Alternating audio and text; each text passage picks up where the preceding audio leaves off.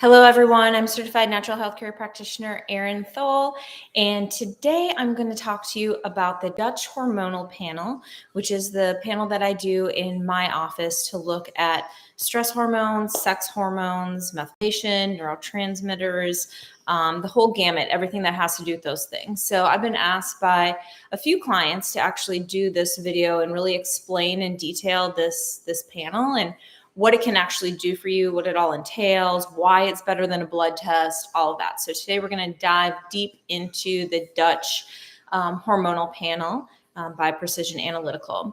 So like I said, this is a urine test, and we're testing 5 times throughout a 24-hour period. And what that does for us is it really lets us look deep into what is going on a daily basis within the hormonal system. If we do a blood test, we're just looking at that little drop in the bucket, that snapshot in time. That's not really giving us a big picture, especially with the adrenals, of what's going on long-term over the course of the day. So what does this test look at? It looks at your sex hormones, so our estrogen, progesterone, testosterone. It's going to look at the active forms, all the different forms of those hormones. It's also going to look at the metabolic pathways of elimination, which is, in my professional opinion, probably the most important part of looking at a hormonal panel. And you can't see that in blood.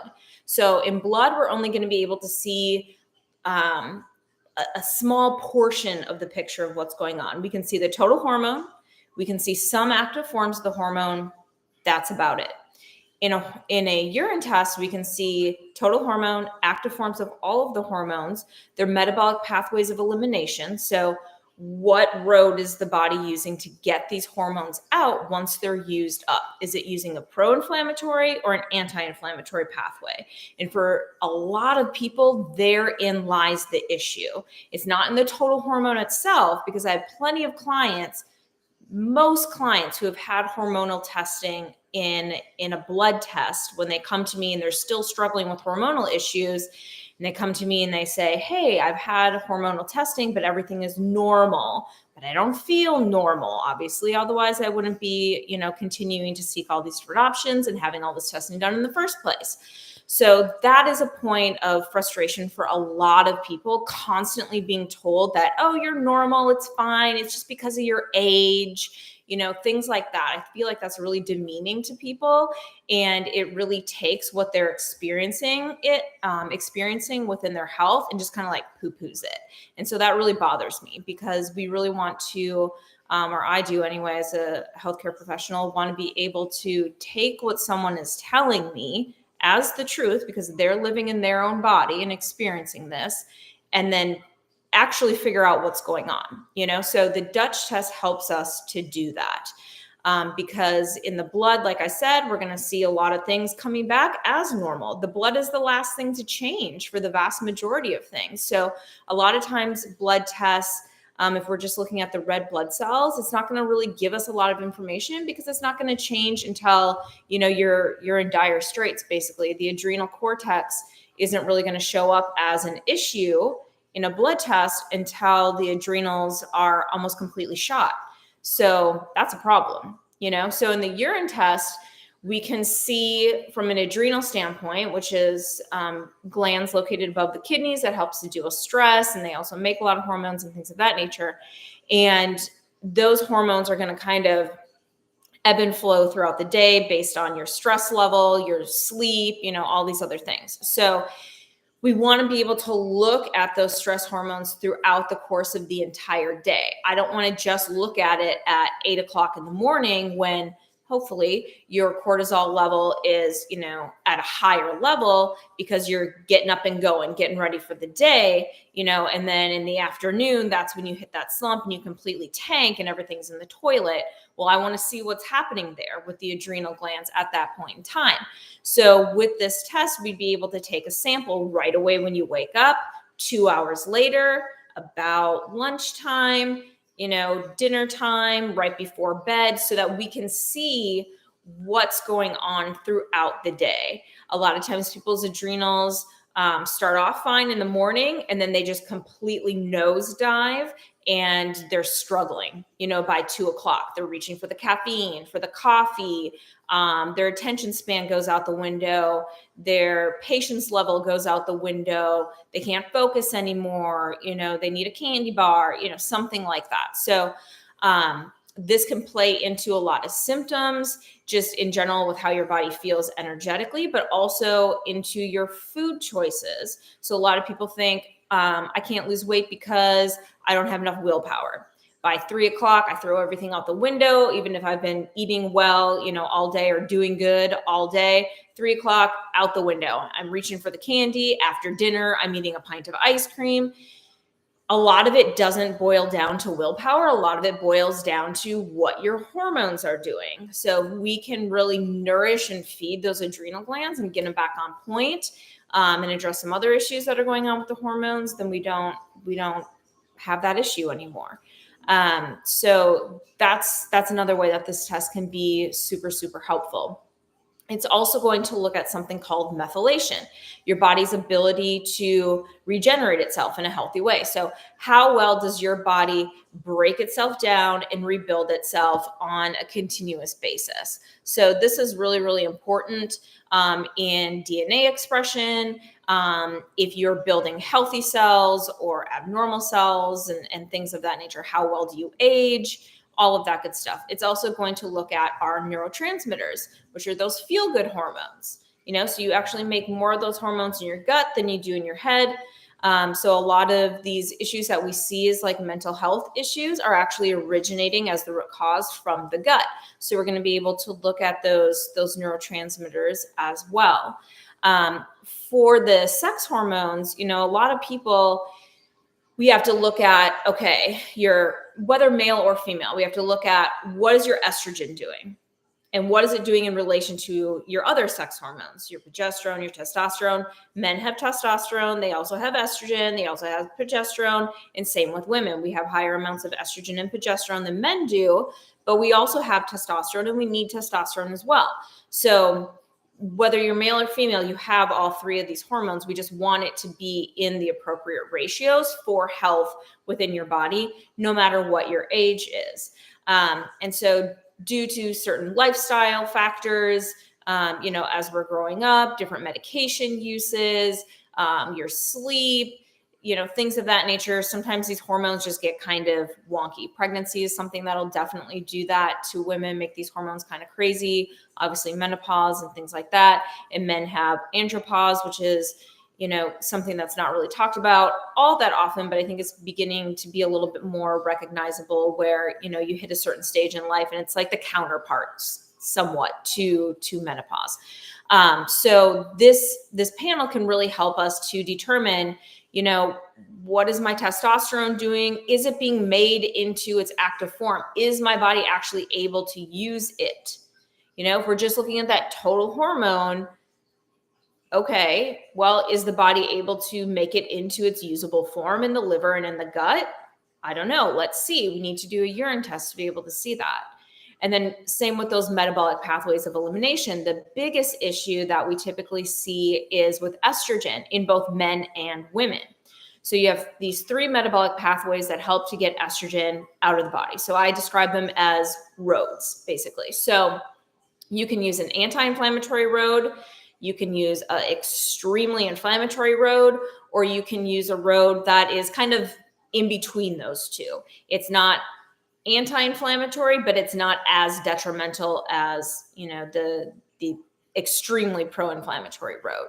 So let's say your estrogen is in balance, but how your body detoxes estrogen out is extremely inflammatory. And you're using what's called the 4OH pathway, which is just the bumpiest, curviest road. You might fall off the cliff kind of situation to get estrogen out of the body. That's going to mimic symptoms of estrogen dominance, low testosterone. It can cause infertility issues. It can make your cycle, menopause, all these other issues like extremely uncomfortable for people. So oftentimes people think of PMS or menopause as just how it is, I have mood swings and cramping and I'm in pain and I'm bloated and I have food cravings and I can't sleep and I have hot flashes and all these other issues. That's not normal. It's common. It's not normal. So those are the body's ways of telling us like, hey, pay attention to this thing over here. Something's not right. And if we're not listening to that call, those signals become stronger and stronger. If the body is using that metabolic pathway that's super, super bumpy and inflammatory for far too long, it can set us up for really serious hormonal related conditions and things of that nature. Think breast cancer, ovarian cancer, uterine cancer, prostate cancer in men. Typically comes from estrogen levels being out of whack and or this metabolic pathway being super inflammatory. So if we can correct and really get the body to switch over to an anti-inflammatory pathway, then those symptoms start to dissipate and we really just balance out the body and we feel good again. And all those things just kind of are a thing of the past. So point being, it's really not about necessarily the total hormone. We have to look at the big picture, which is why blood testing for these types of hormones can be so stressful for people, is because they're like, well, I have no answers. Like, you're telling me that everything is normal. I still don't feel normal. So that's why I really, really like this test, is because it just really opens people's eyes to what's actually going on in their body. So different things that we would do, obviously addressing diet is super, super important. That's foundational. We need to do that no matter what the health condition is, like figure out what works well for your body. If your adrenals are completely in the toilet, getting away from the sugar, the starches, things of that nature, and kind of going more towards that low starch model can be super, super beneficial. If you eat something and then you're instantly tired and just completely zapped, you're either sensitive or allergic to something that you just ate, or it's way too much starch for your body to handle. So those are typically the big two reasons why people's energy totally tanks after they eat. Your food should be nourishing and energizing. That's the purpose of food. So if you're experiencing those things, then we would do some things to really like nourish the adrenals. I use a lot of herbs and things of that nature to really, give those adrenals a boost. Full script, I'll put my link in the description below this video. They have a few different products that I really like. Metabolic Code has one called CNS or Adapt, CNS, and the Adapt doesn't have the extra A in it. So it's just ADPT space CNS. That's a really great adaptogenic herbal that really helps to boost and build the adrenals. Professional or Progressive Labs has another one called Adrenal Resilience that a lot of my clients really, really love. So that's another great one. So those are kind of my two go-to. Seeking Health has a really great B complex. That's just called B Complex Plus. That's really great for nourishing the adrenals with those B vitamins, which a lot of us are super, super low on, and help with everything from adrenal function to neurological function, stress management, how your brain functions, your energy levels, your digestion, all of that. So those are kind of my top go-tos for any kind of adrenal issues. Just kind of like starting out, we can fine tune this even more. As far as estrogen and really correcting that metabolic pathway, if you're having a lot of those estrogen dominance type symptoms, there's a really fantastic product by Pure Encapsulations called Detox, DIM. Again, I'll put all this, below this video. And that's a really great one that helps to correct that metabolic pathway, which will help to alleviate a lot of those unwanted symptoms, the signals that the body is giving us saying like, hey, don't pay attention to this over here. Things are going crazy. So those are my big helpers for those conditions. You know, there's other things that we can do to help to increase progesterone if that's an issue, especially in women that are trying to conceive or are going through menopause and having a lot of issues with just feeling puffy and bloated, and things of that nature, having a hard time sleeping. There's different things that we can do for that. For testosterone, I have a handful of really great things that I like to do. One thing would be the power pill from Revo Green, which is just a microgreen supplement that helps to just give you that boost, that motivation, that drive, that pep in your step. It can help with body composition. It can help just turn your brain on. It can help with sex drive. It can help with, you know, just feeling good in your body again, in general and always. So that's another one that I use that will help to kind of gently push that testosterone in the correct direction. So if this is a test that you would like to look into getting and explore, feel free to email me at thole.aaron@gmail.com. You can go to my website at aaronthole.com and request a free consultation there as well. And we can talk about all things related to your health and really fine tune and set together a protocol that is very, very specific to your individual needs. These things that I mentioned are just kind of like general all around. But when I work with a client, you know, I'm getting very specific and fine tuning their protocol to them. So if you have any questions, feel free to drop them below or to email me, and we can set up a time to chat. But I hope this helps to give you some insight into why the Dutch test is the gold standard for hormonal testing. Have a great one.